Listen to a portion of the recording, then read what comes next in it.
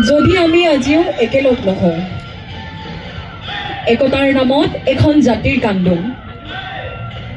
মই আজি কবিতা পঢ়িবলৈ অহা নাই,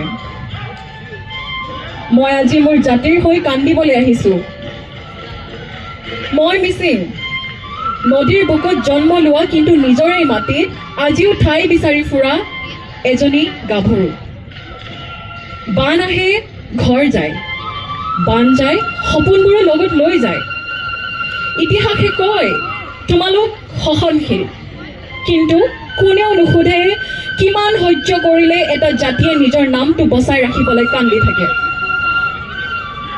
আমি নদীৰ সন্তান, বানে ধুই লৈ যোৱা ঘৰৰ ধূলিত আজিও আমাৰ পূৰ্বপুৰুষৰ পদচিহ্ন জ্বলিছে। আমি মিচিং, নামটো সৰু, মাত্ৰ এটা শব্দ, কিন্তু ইতিহাসত আমাৰ কান্দোন বহুত ডাঙৰ। শিপা আছিল গভীৰ, কিন্তু মাটি নোহোৱা মানুহ হ'লো আমি। নিজৰে ভূমিত অতিথিৰ দৰে, ভাষা আছিল মাকৰ দৰে মিঠা, কিন্তু বিদ্যালয়ৰ কাষতে থিয় হৈ আজিও ক'ব নোৱাৰো এইটো মোৰ ভাষা।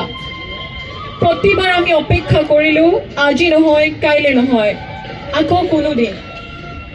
কিন্তু প্ৰশ্ন এটা আজিও জ্বলি থাকে, যদি আমি একেলগ নহওঁ, ইতিহাসে আমাক কিয় মনত ৰাখিব?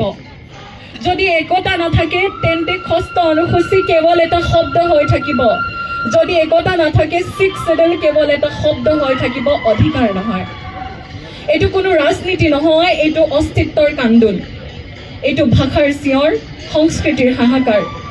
আজি 10ম মিচিং যুৱ মহোৎসৱৰ মঞ্চত থিয় হৈ মই এজনী কবি হিচাপে নহয়, মই এজনী মিচিং গাভৰু হিচাপে, সন্তান হিচাপে নিজৰ জাতিৰ বাবে কান্দিবলৈ অহা। আহক দল সংগঠন নিৰ্বিশেষে মিচিং নামটো আঁকোৱালি লওঁ, কাৰণ ইতিহাসে শক্তিশালীক নহয়, একতাবদ্ধ জাতিকেই স্মৰণ কৰে। যদি আজিও আমি একেলগ নহওঁ, তেন্তে আমাৰ কান্দোনেই হ'ব ভৱিষ্যতৰ বাবে, ভৱিষ্যতৰ প্ৰজন্মৰ বাবে উত্তৰ। কেৱল আমি কান্দি থাকিলোঁ, আমি একতা হ'ব নোৱাৰিলোঁ। ধন্যবাদ।